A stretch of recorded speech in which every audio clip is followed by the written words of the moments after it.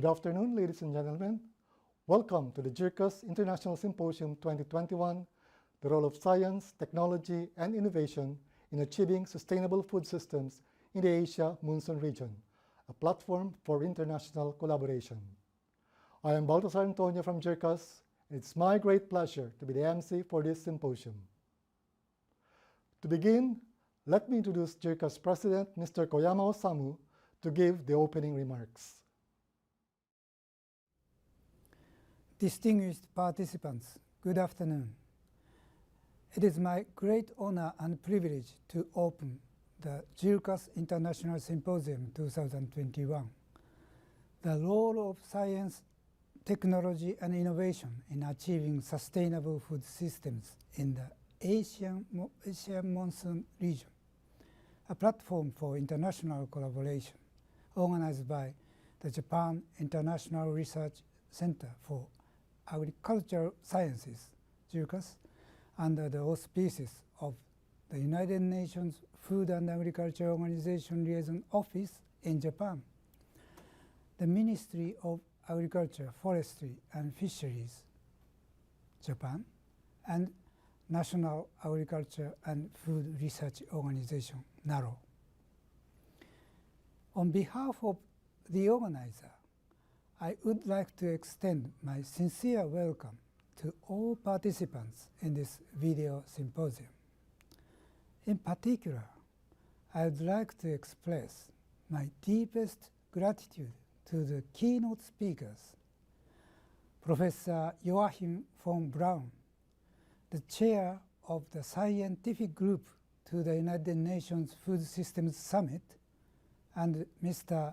Makoto Osawa, ex-Vice Minister for International Affairs of the Ministry of Agriculture, Forestry and Fisheries, Japan, as well as all other speakers for accepting our invitation and taking out their precious time, despite their very busy schedule, to present their in-depth knowledge and insight in this symposium.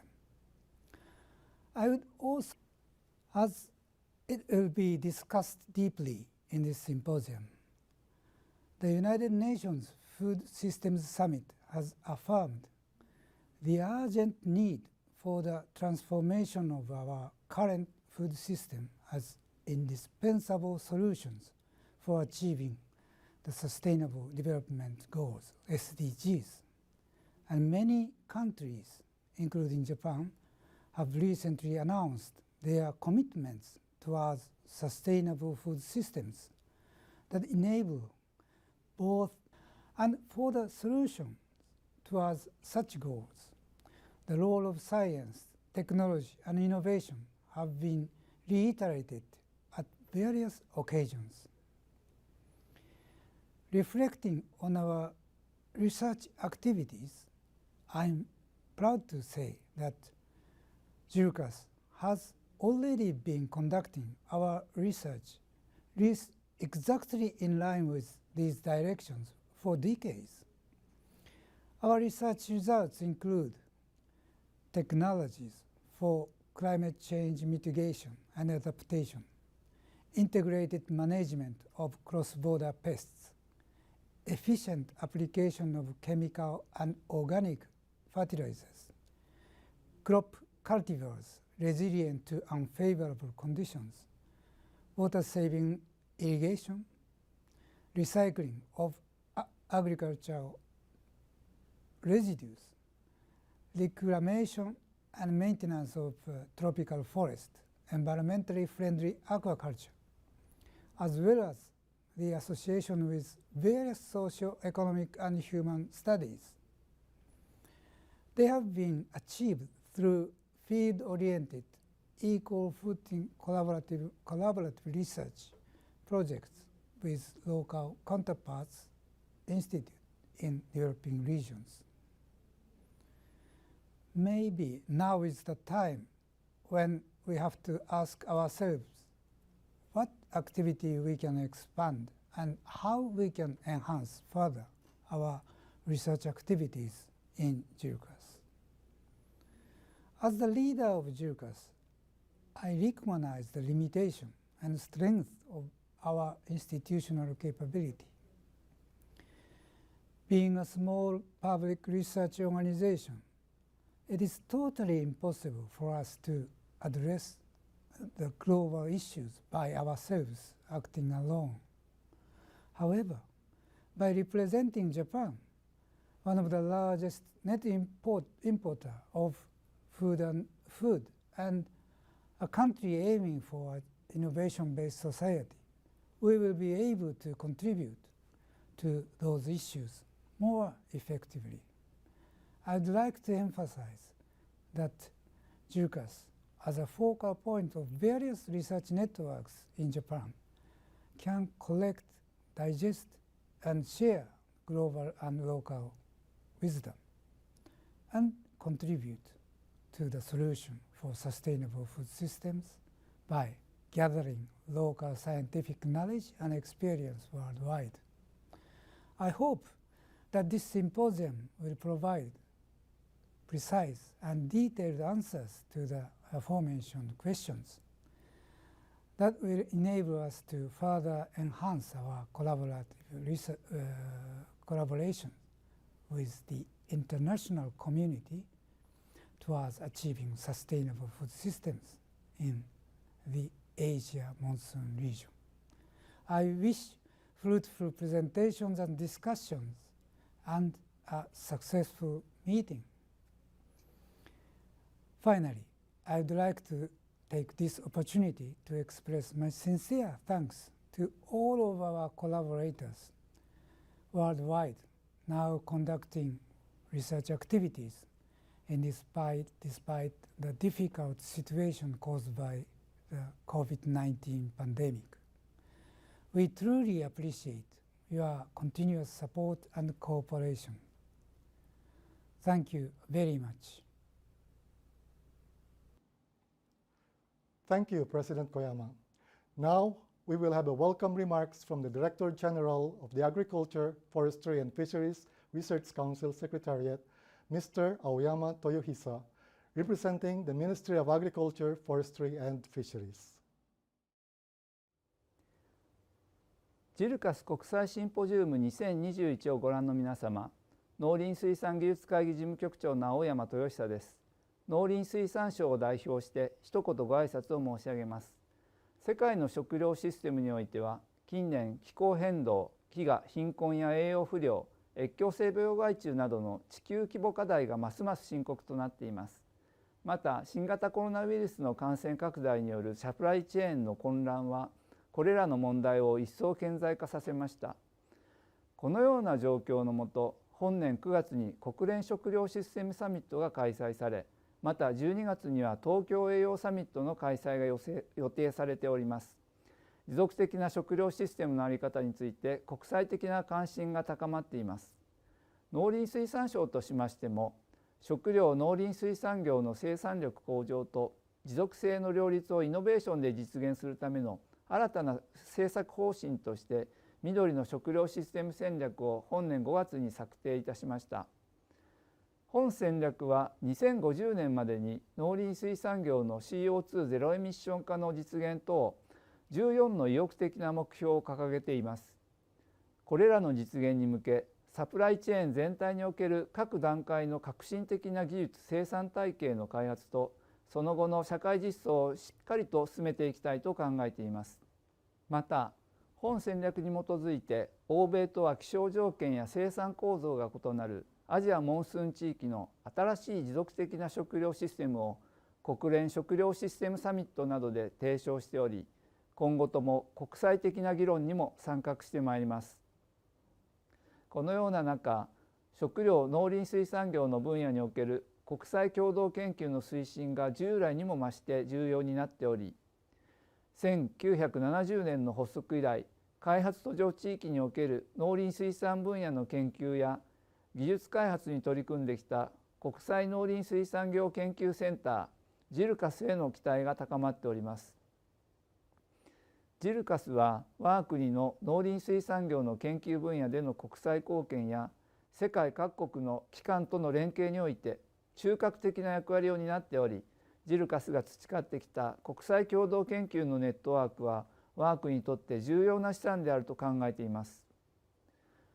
本年のJIRCAS国際シンポジウムはアジアモンスーン地域における持続的な食料システム実現に向けたイノベーションをテーマに、緑の食料システム戦略実施する国際連携に向けたプラットフォームについて議論を行うものと承知しています。具体的にはアジアモンスーン地域の各国の農林水産政策の動向、生産力向上と持続性の両立の達成に資するイノベーションや技術開発、その社会実装に向けてのステークホルダーの役割と連携のメカニズムなどを内容としています。本シンポジウムを通じてアジアモンスーン地域の農林水産業を取り巻く課題、持続的な食料システムの重要性、将来の国際共同研究の在り方等について皆様の理解が深まることを願っています。また本シンポジウムを契機として食料・農林水産業の生産力向上と持続性の両立をイノベーションで実現するための国際連携がより強固なものになることを期待しています。We sincerely appreciate the message from Mr. Aoyama as representative of the Ministry of Agriculture, Forestry, and Fisheries. Now, we would like to proceed to the keynote talks of this symposium. It is my pleasure to introduce Professor Joachim von Braun, Chair, Scientific Group, UN's Food Systems Summit, to talk on research priorities in support of global and regional food systems transformations. Dear colleagues, I'm grateful for the invitation. My name is Joachim von Braun. I'm Professor for Economic and Technological Change at Bonn University, and I'm currently the chair of the scientific group for the UN Food Systems Summit. I speak to you about research priorities in support of global and regional food systems transformations. Our focus of the United Nations Food Systems Summit is on the Sustainable Development Goals, in particular, the goal number 2, end hunger, achieve food security, improve nutrition, and promote sustainable agriculture, with its targets listed here in this slide.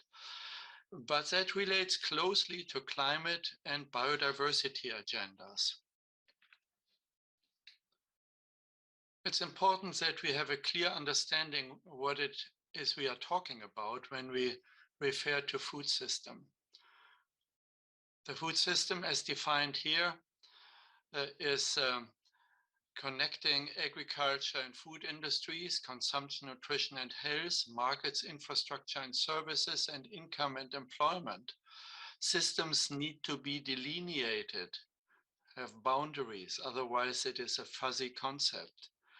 The food system we are concerned about relates closely to the health systems, the economic and governance systems, the science and innovation systems, which is a major domain of JIRCAS, and the ecology and climate systems.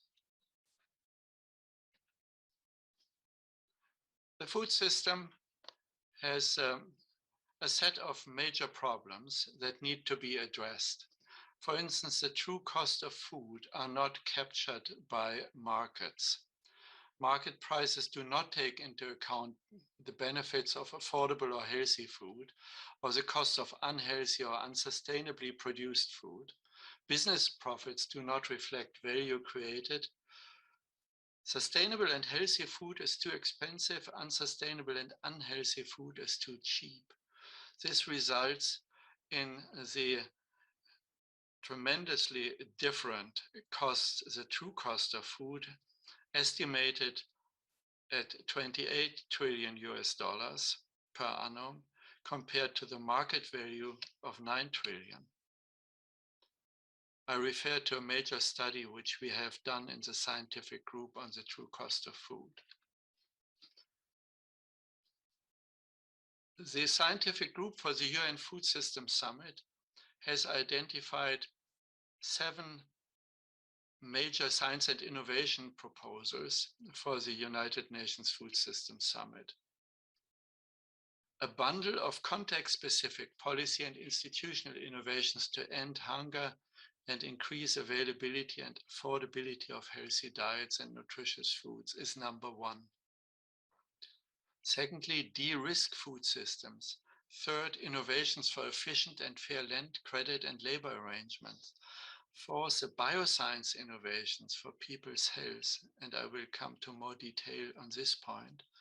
Fifth, technology-based and policy innovations for productive soils, land, and water, and protect the agriculture, genetic base, and biodiversity. Sixth, the innovations for sustainable fisheries and aquaculture.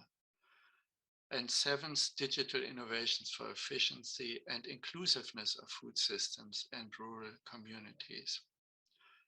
We have elaborated these 7 innovation proposals in an article published in Nature and in a document that the scientific group has discussed at length. Let me emphasize the details related to bioscience and related digital innovations for people's health. We emphasize genetic engineering, genome editing, alternative protein production sources, essential micronutrient sources, cell factories, microbiome and soil and plant health technologies, plant nutrition, and animal production and health technologies. We see great potentials to meet food system challenges, such as restoring soil health and functionality. But societal dialogues are required, assuring transparency, ethical standards, and necessary regulatory policies where needed. Translating bioscience innovations, of course, also relate to property rights, skills, and data. And we need to keep in mind the risks of exclusion through the creation of monopolies, antitrust regulations, and governance structures. Poor communities must not be left behind. I also want to relate to the theme number 7, which I've just mentioned briefly a moment ago, engineering and digital innovations. Here we emphasize artificial intelligence opportunities, big data analysis, remote sensing and robotics, mechanization, sensors for monitor origin and quality of products, improved access to biotic and physical information through mobile phones, and digital innovation in science and technology processes that serve biochemical sciences and engineering of relevance for food systems. The whole science system is changing through opportunities in digitization. Inequitable access to digital technologies need to be overcome. Looking at the United Nations Food Systems Summit, the centerpiece is the Secretary General's Statement of Action.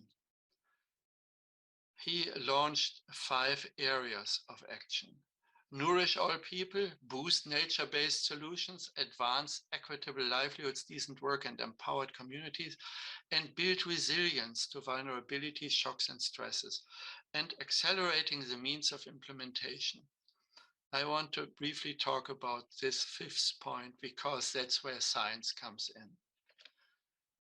The science the role of science is mentioned in the Secretary General's Statement of Actions at various points, because for investing in science and innovation and engage in people to achieve the SDGs, he emphasizes the need to shift and scale public and private finance for food, including for science and research.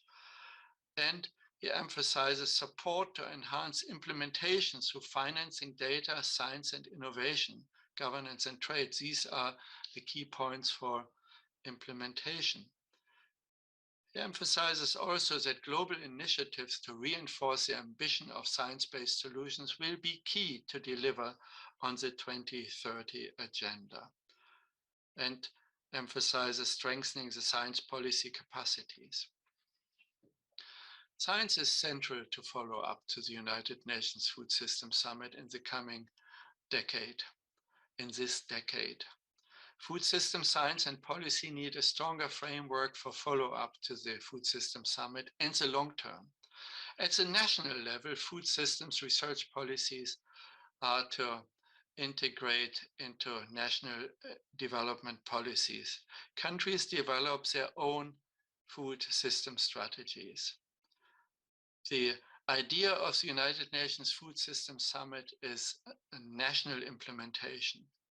But third, we also need to explore options for a new inclusive global science policy interface for sustainable food systems that will assist in an evidence-based follow-up to the summit, connecting national with global. Let me close by pointing you to a major publication, the Science Reader for the United Nations Food System Summit, that summarizes the research by the scientific group and its global partners in support of summit action agendas. I look forward to the follow-up and cooperation with Japan and JIRCAS in particular. The science capacity of Japan will be essential to strengthen the implementation, the evidence-based implementation in the Asia region and globally through the key role of basic science, which is becoming more and more essential for a sustainable food system. Thank you for your attention. Thank you, Professor von Braun, for a very stimulating presentation. Our next keynote speaker is Mr. Osawa Makoto, former Vice Minister for International Affairs, Ministry of Agriculture, Forestry, and Fisheries, Japan, and will give a talk entitled, UN Food Systems Summit is Only the First Step.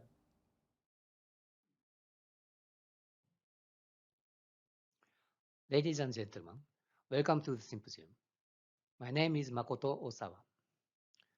I was in the post of Vice Minister for International Affairs of Ministry of Agriculture until July.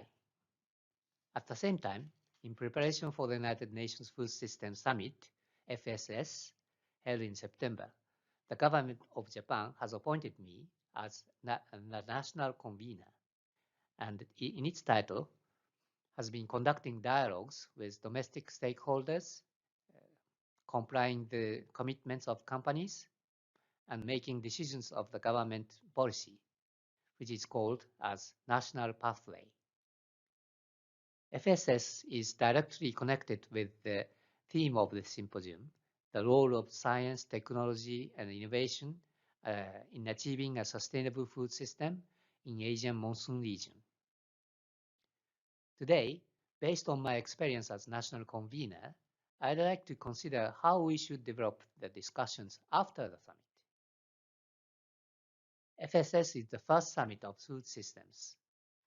According to UN, food system refers to the constellation of activities involved in producing, processing, transporting, and consuming food. This year, the movement to view food as a system has become full-fledged. I think there are two backgrounds on that. One is the widespread recognition that various agricultural and food-related issues such as hunger, obesity, food loss, deforestation, water scarcity, and biodiversity loss have all been connected through changes in the world's diet. The other reason is that the resolution of global environmental problems has been considered as an urgent issue. The recognition of the necessity for more sustainable agricultural production system has widely spread. When we look at the world, the movement which tries to restrict the production and the trade of farm products for the reason of environmental protection has started to appear, particularly in Europe. The farm to fork strategy is a good example. Furthermore, in relation to the Convention on Biological Diversity, discussions on post-Aichi targets began, and possible reduction of the use of pesticides and fertilizers, as well as agricultural subsidies, began to be discussed, saying that there is a possibility of adversely affecting the environment. In response to these international developments, Japan has also taken action. In May 2021, we formulated the Middle East strategy, a revelation of measures for achievements of decarbonization and resilience with innovation, which aims to achieve productivity and sustainability at the same time by changing the entire food system from procurement to production, distribution, processing, and consumption through innovation by 2050. At the same time, in preparation for FSS, we held 63 dialogues with domestic stakeholders. This number is the biggest among countries, comprised Japan's vision for sustainable food system as national pathway based on the Middle East strategy and the commitments of 69 companies and organizations, and registered them to the UN. With the preparation of participation of top-level Agriculture Minister for pre-summit and the Prime Minister for the summit, Japan's efforts have been highly appreciated by the UN. As for substance, Japan insisted on 3 points. Number one, no one-size-fits-all solution, the importance of taking into account regional conditions. Number two, the promotion of innovation. And number three, a balanced diet. These are in the Declaration of Action by the Secretary General of the United Nations. While countries started to recognize the need for transforming food system as a whole, in my view, this is only the first step. Without concrete actions, this is only an armchair theory. It is necessary to innovate new methodology in accordance with regional production conditions and consumption patterns. In Japan, the most important thing is to steadily implement the Middle East strategy. To this end, Government of Japan has already started to consider new legislation and support system to implement easily the Middle East strategy. To ease these new approaches, I'd like to propose some guiding principles to be aware of when taking concrete actions. First of all, just as today's topic, the area of concurrence is the Asian monsoon region, not limited to one country. Reasonably big market size is required for new technologies to be put into practical use. This is particularly true in the case of digital agriculture, future mainstream of agricultural technology, because the more data gathered, the more accurate and developed. Asian region, which have small-scale agriculture, account for about 40% of the world's agricultural greenhouse gas emissions. For those areas, it is not enough to simply develop European American type technologies that meet the characteristics of large-scale agriculture. In July 2021, we had a video conference with the agriculture ministers of Southeast Asian countries and adopted a joint document on new technologies adequate to the region. Possible expansion of participants for the document or to other Asian countries will be required. Second, it should not be too much concentrated to production, but to pay due attention to the entire food system. Dietary patterns determine food demand and production patterns. Gathering the scientific evidence and obtaining consumers' understandings are first and foremost to establish sustainable food production. Data shows that Japan has good dietary pattern with the lowest environmental impact among the G20 countries. On the other hand, Japanese consumers buy very little organic agriculture products. Even if currently Japanese people have an eco-friendly eating pattern without conscious effort to further enhance sustainable diet, there is a risk that the current diet will collapse in the future. As for diet, we have prepared a joint document with France, in which some Mediterranean like-minded countries are also interested. Third, understanding of the public on the importance of considerable amount of investment for sustainable agricultural production. You may think that everyone knows that, but when we discuss, for example, ESG investment, people may easily find a lot of examples for renewable energy, but what about the examples for agricultural field? We should not forget the fact that 1/4 of the causes of greenhouse gases are derived from agriculture. To find an adequate solution for the totality of environmental impacts derived from agriculture, we cannot satisfy with a few examples such as alternative meat. Maybe we need a 1/4 of examples of total examples. It is necessary to build up easy to understanding stories for ESG investor in many agricultural fields, such as digital agriculture and technologies which enable sustainable reduction of fertilizer or pesticides. In this issue, we have compiled a joint document with the EU. I hope it will be a stepping stone to international cooperation. Finally, we would like to expand the scope of industry, academia, government collaboration. It is necessary to keep a close eye, not only research area, but also foreign regulatory reform, so that we can easily find evidence-based countermeasures. Now, environmental regulations come not only from government, but also from the private sectors or NPOs in the form of self-guidelines.